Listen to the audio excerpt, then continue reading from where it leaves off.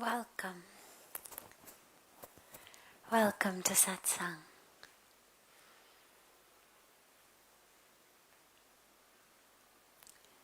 So beautiful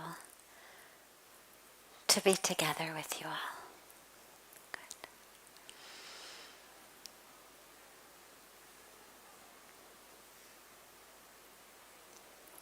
And a beautiful welcome also to our family joining us from around the world, wherever you may be.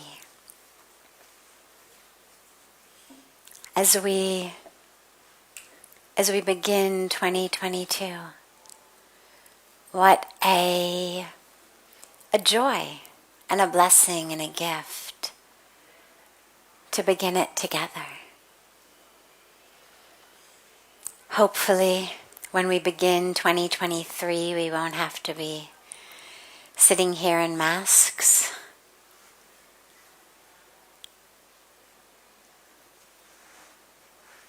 But for now, it's a small price to pay for the gift of being able to be together.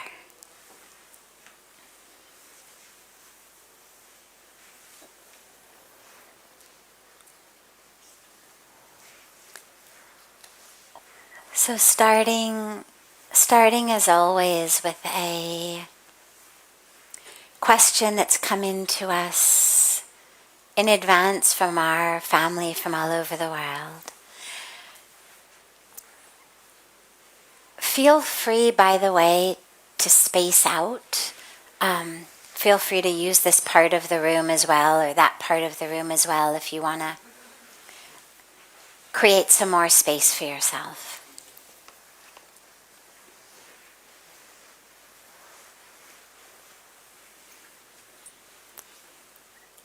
How does Seva, selfless service, help me to feel more fulfilled and free in my life?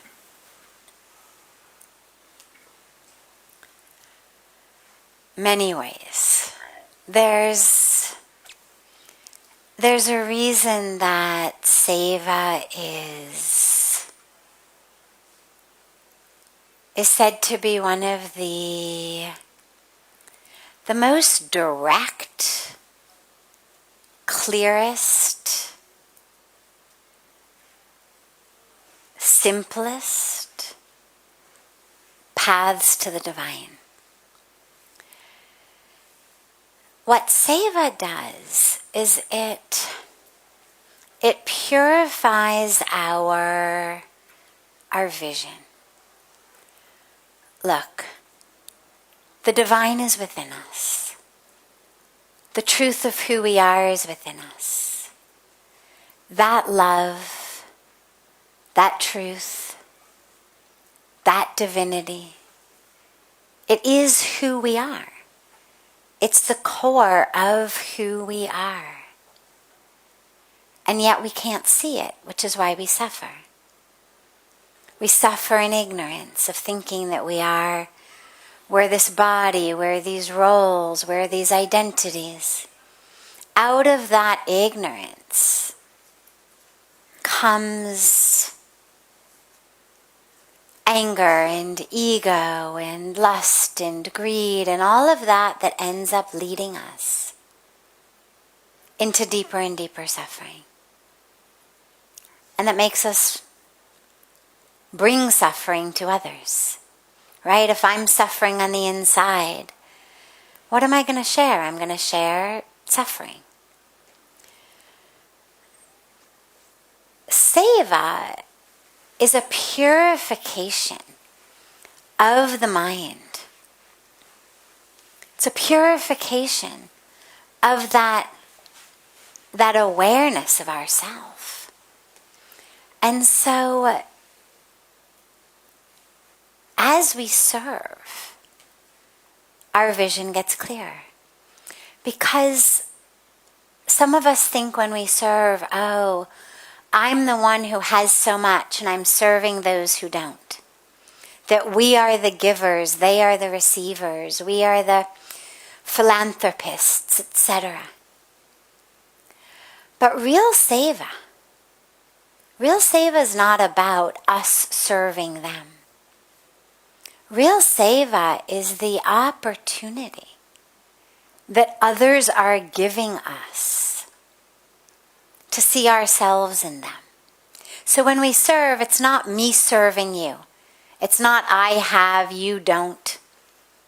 So I'm giving. It's you are giving me the opportunity to experience the truth of who I am through you, through service of you. So that's where it cleans our windshield and it cleans our windows. Seva is the great purifier of our mind and of our ego. Also because, of course, it's not working for ourselves. Most of us are used to whatever we do, we're doing it for ourselves.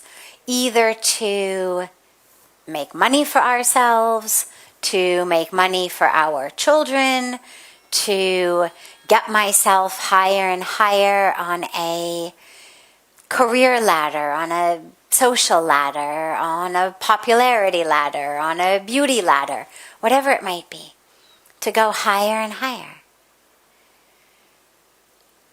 In Seva, we're not working for the self. We're working for others. And yet, beyond that is to not even see the others as others, but to see the others as an expansion of the self. When I do that, then my whole awareness of who I am shifts. And this is why a lot of places actually have Seva tasks given as those that are the most humbling. In some cases they seem like the most demeaning. You're cleaning someone else's toilet. You're on your hands and knees scrubbing the floor. People with advanced degrees coming and literally cleaning poop, cleaning the floors, doing other sorts of manual labor. And that's done because there's no way around the humility that you experience, no matter who you may think you are, when you're cleaning someone else's toilet. It's very hard to keep feeling like, oh, I'm really something. Don't you know who I am? Yeah, I'm the toilet cleaner. So all of that literally bows down.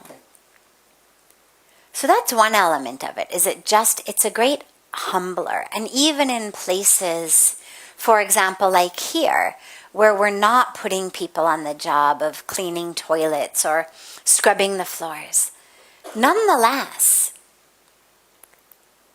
it's still a matter of doing not what you decide I want to do today, what's going to be, on my list, but it's a matter of what is needed, what is in service.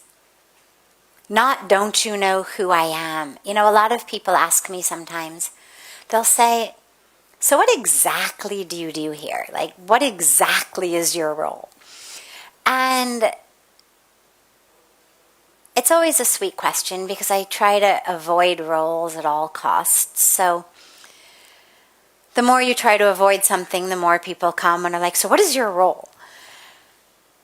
And what I've realized over the years is my role, and not just mine, but all of ours in Seva. The role is to share and spread love and peace. Right? When you think that your role is you are the teacher, or you are the leader, or you are the doctor, or you are the driver. Whatever role you think, this is what I do. then you're stuck. Because then you've identified the who you are with the what you are doing at this present moment, in this particular scene of this particular act of the divine drama.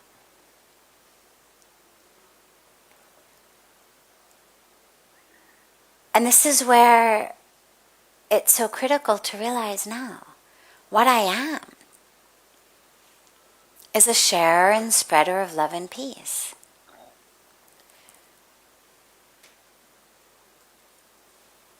Just for a moment, we're going to have to ask everyone to please put your masks on fully, if you can. We're now in a close situation, so just if people can keep the masks on. Thank you so much. And again, sorry for that. We pray that soon it no longer will be a requirement, but it seems these days it's getting more of a need rather than less of a need. So we recognize, okay, at this moment, my role in this drama, this scene of this act of the divine God's drama, what we call a Leela, is I'm the one through whom this is happening, or that is happening, or this is happening. But whatever is needed at the moment, I do it. I think, for example, one of the beautiful sevas that the ashram does is we run free medical camps. Eye care camps, orthopedic camps, pediatric camps, depending on which doctors we have who are excited to be providing seva. And I think sometimes, let's say that one day somebody came in to register his mom or his grandmother or his child for the medical camp. But at the exact moment that the guy wandered into the reception, no one was there. And so, accidentally, or just kind of looking for the right place to go, he wanders into my office. Now, if I were stuck, I would say, what I do, I give spiritual discourses. I give satsang. I teach meditation. Sit here, I'll teach you to meditate. Or I'll give you a lecture. But what this guy needs, maybe he's just traveled for 3 days from some other part of the country, part of the way on a bullock cart, part of the way walking, part of the way jammed in, an auto rickshaw or a jeep, who knows? Because his mom needs treatment and we're offering it for free and he can't afford it any other way. But he hasn't had a shower and he hasn't had a meal and he hasn't slept in 3 days. So it would be ridiculous, bordering on criminal, for me to sit the guy down and try to give him some spiritual inspiration or some motivation or to teach him to meditate. What the guy needs is a room and a bath and a hot meal and to get his mom registered for the medical camp. And only then, after that, would it make sense to say, by the way, we also have this beautiful Ganga Arti. We also have satsang. We also have meditation and yoga. But first things first. But you see where, if I were stuck, I would be unable to attend to what was needed in the moment. What's needed is for me to pick up the phone and get on the phone with whoever is taking registrations for the camp and to say, hey, I've got someone in my office, can you come and register him?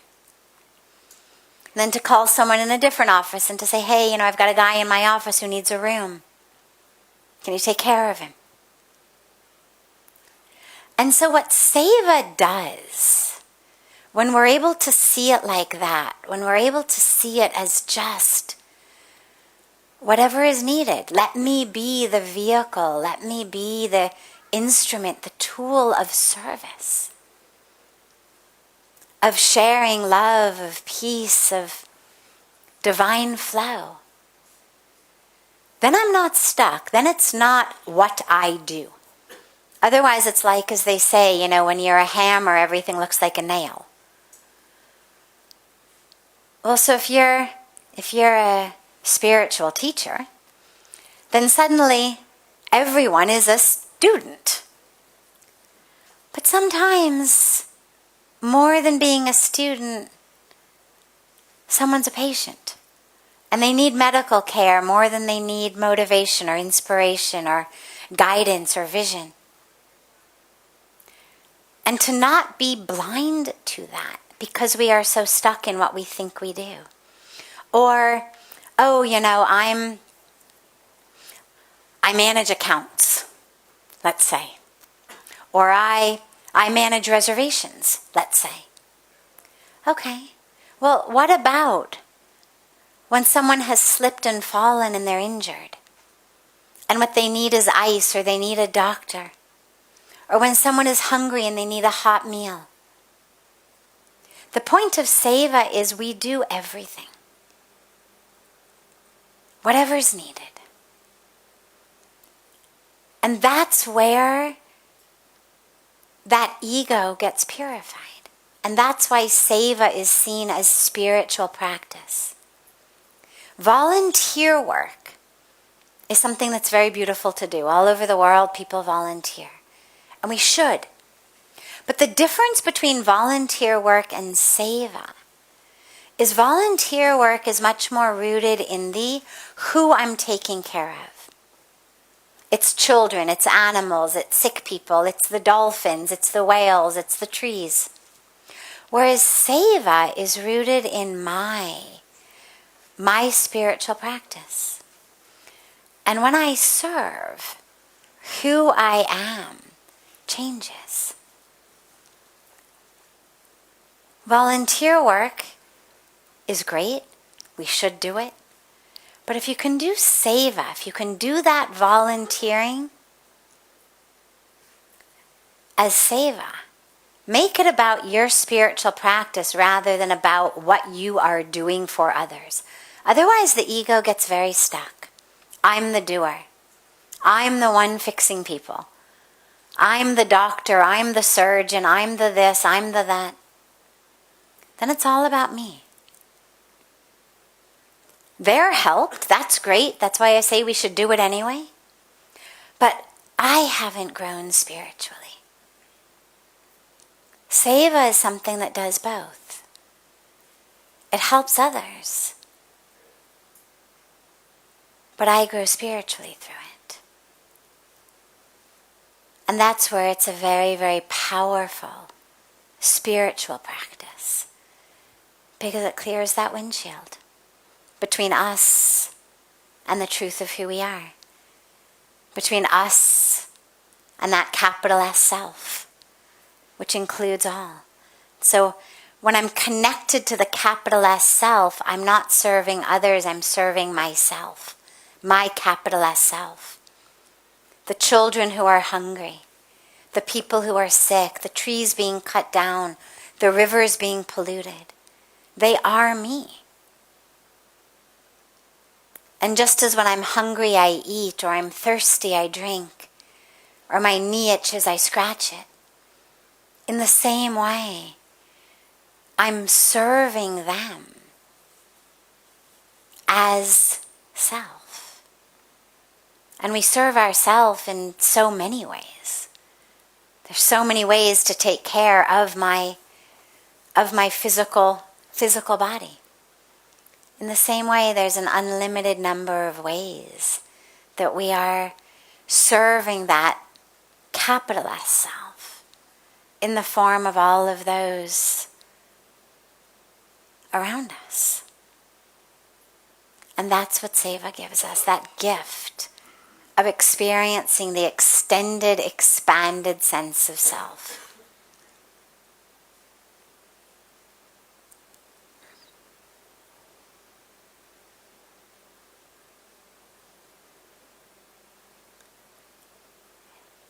If anyone here has a question, just raise your hand. I'd be happy to take it. Yes. My question is that why it's important to learn as well as unlearn.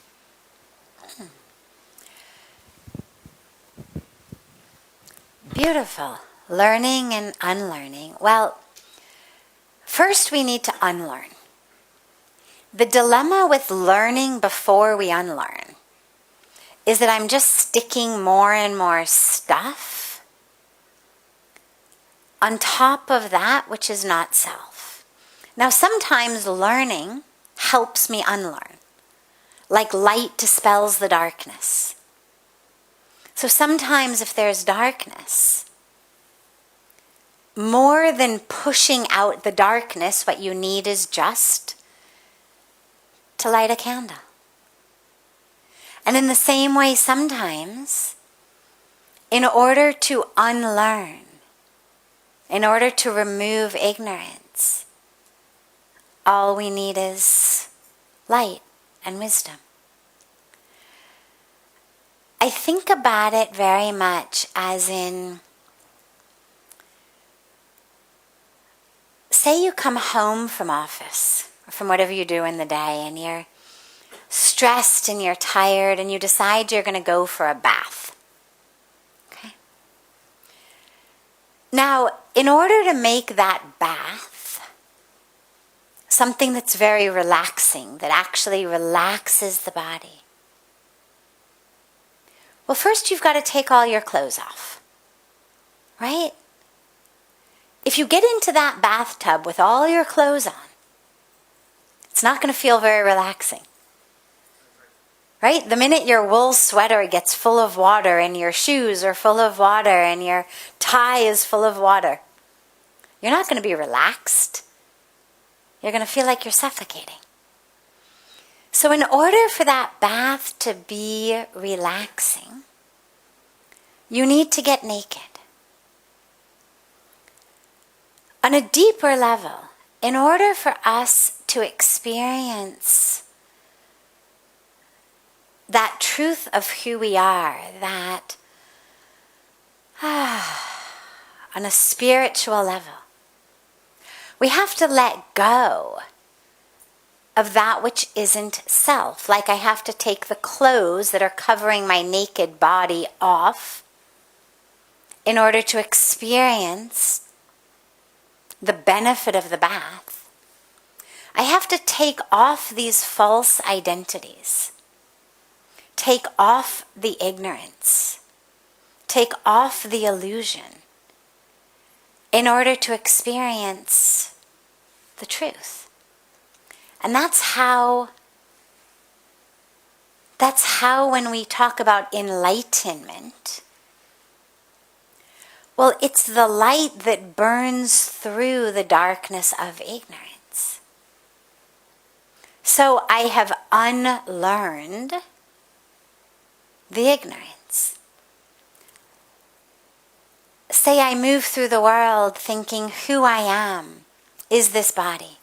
So you say to me, who are you? And I say, well, I'm Sadhvi Bhagawati Saraswati, and I'm 50 years old, and I'm a sannyasi. I'm from the United States originally, but I have lived in India 25 years, and I'm the author of these books, and I'm this role in this organization, or this role in that organization. Well, that's ignorance. Okay? All of it. That's just the description of the role that I'm playing at this intersection of time and space. It's like when actors or actresses get given roles. They talk about the treatment of a character, right? So if I'm going to play a role, the director or the producer or the writer will give me a short write-up. This is your character. They're this many years old. They come from this place. They have this many brothers or sisters. These are their problems. So that I know, oh, okay, so my character has an anger problem. So I understand when I come on that stage, I should be kind of angry. But that isn't the truth of who I am. That's just kind of a made-up treatment of a character that I'm playing. a role that I'm playing on this particular stage. Maybe last week I played a different character on a different stage. So my character is all those things I told you. But that isn't who I am. And the moment that I actually have an experience of who I am, through meditation, through grace, through prayer, well, suddenly all of that illusion, it fizzles away. You realize, oh, that's not who I am. So you unlearn that which you had learned as you begin to learn something new. That's on the very deepest level of learning about the self. But it also happens on other levels, just as we are moving through our world. So for example,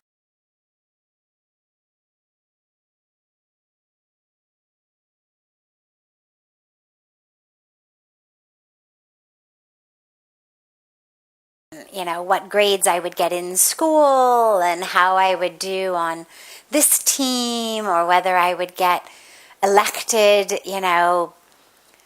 this in school, or get that post, or who my friends were, or what college I was going to get into, or what my troubles were, what my struggles were. I thought it was all about me. And then when I came to India and I had this very powerful spiritual transformative experience, and I started to live here under the grace of my guru, Pujya Swamiji, I realized, oh my God, it's not actually all about me. It's actually all about how much I can serve. As he says, not asking what for me, but asking what through me. So it's an unlearning of a way that I have always lived, had always thought things should be. And then a relearning of, wow, real joy. I had thought I was happy because I had the things that one needed to be happy. But what I realized here was, oh my God, I wasn't really happy. Because now I've learned what real happiness is. I've experienced it. And that it doesn't come from having those things,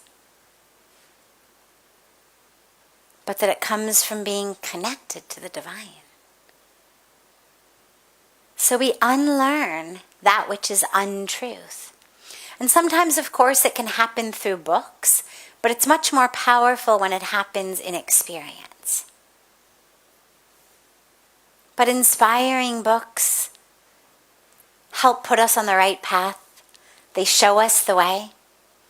But ultimately that knowledge for which I don't have the actual experience isn't going to serve me nearly as well as that which I experience myself. So I remember, tell you a personal story about this. I remember the very first time I was in Pujya Swamiji's presence. Now, I was born and raised in the Jewish tradition.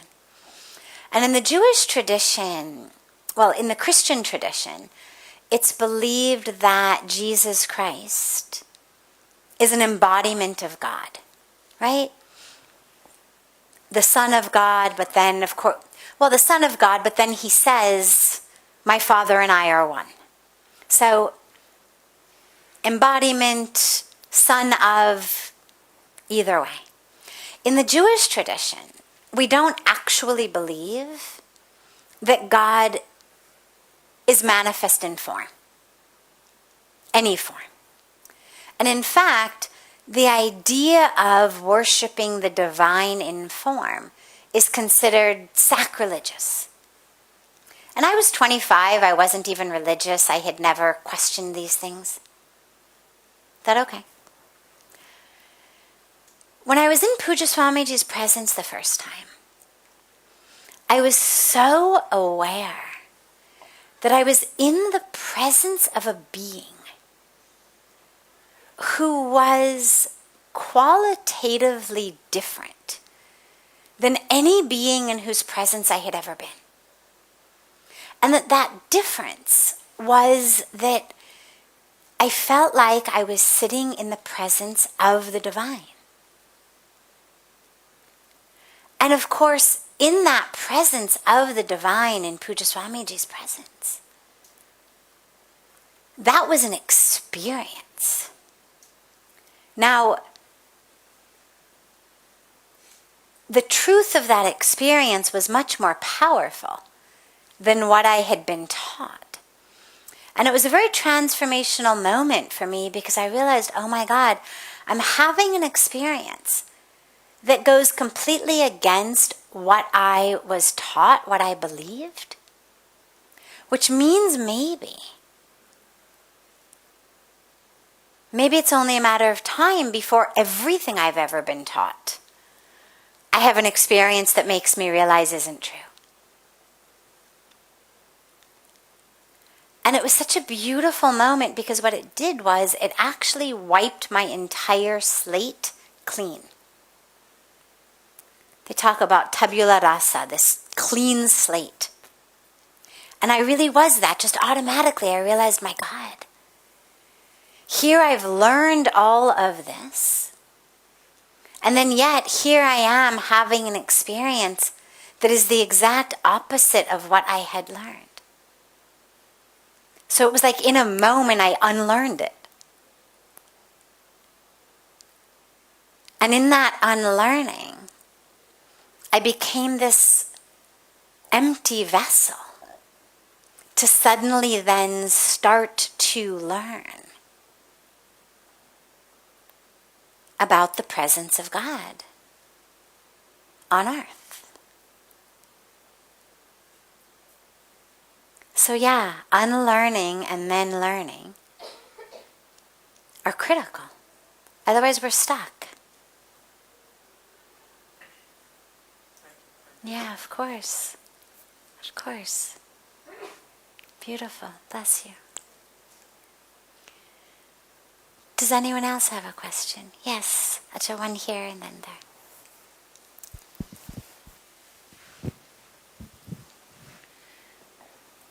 आपको मेरा सादर प्रणाम। ये मेरा अपना ही प्रश्न है कि हम अपने क्रोध को कैसे कंट्रोल करें और अपने मन को कैसे शांत करें। So she asked, how do we control our anger and bring peace to the mind? देखिए, क्रोध कहाँ से आते हैं? मेरी एक्सपेक्टेशन से आते हैं। मेरी एक इच्छा है और फिर एक एक्सपेक्टेशन हो कि जो मैं चाहती हूँ वो हो जाए, जिस तरह से मैं चाहती हूँ, जब मैं चाहती हूँ, जिससे मैं चाहती हूँ वो होना चाहिए। नहीं हुआ तो फिर नाराज हो गया क्योंकि होना था।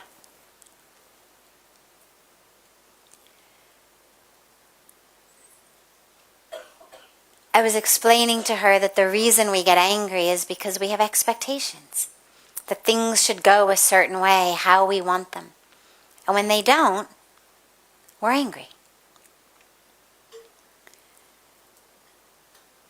The answer, therefore, the solution, is कि मैं दूसरों से कुछ ऐसा एक्सपेक्ट ना करें कि अगर नहीं होगा तो फिर मैं angry हो जाऊं.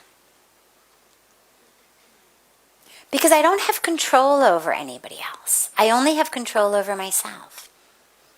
So if I have an expectation that someone else will act in a certain way, speak in a certain way, but I don't have any control over what they do, then I've put my mental state at the mercy of someone else's mood. And then it's just a recipe for disaster. So if you want to be free of anger, you have to be free of the expectations. Only expect from yourself कि मैं जो भी हो जाए मैं खुश रहूंगी, क्योंकि वो मेरा स्वभाव है, वो मेरा नेचर है. My nature is joy. My nature is love. My nature is peace.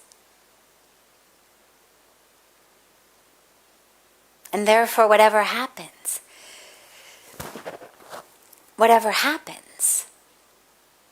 I will be joyful. I will be peaceful. Have that expectation of yourself, because you do have control over yourself.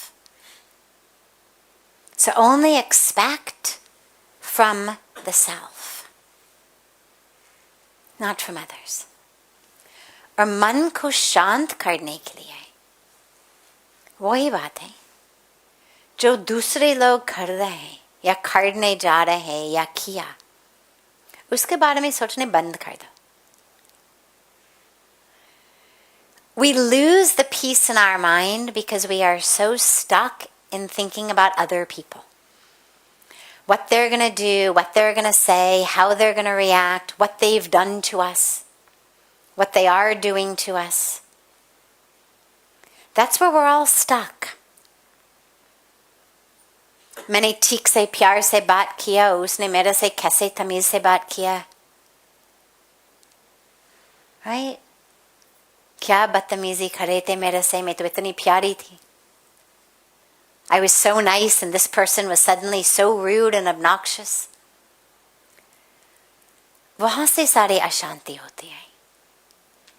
All of our lack of peace comes there. So we have to really bring that attention deep within ourselves. जो बाकी लोग कर रहे करने दो, वो तो उनका कर्म है. मेरा कर्म क्या है वो मुझे देखना है, और मेरा धर्म क्या है मुझे देखना है. और मेरा धर्म नहीं है कि मैं दूसरों की जज हूं. Right? None of us has been given the dharma of being the judge of others. Even if you're a judge in a court, you're still only a judge for a case. You're not a judge about somebody's life. But we waste so much of our brain energy being the judge about other people's lives. Analyzing, judging, condemning, hoping, expecting, repenting.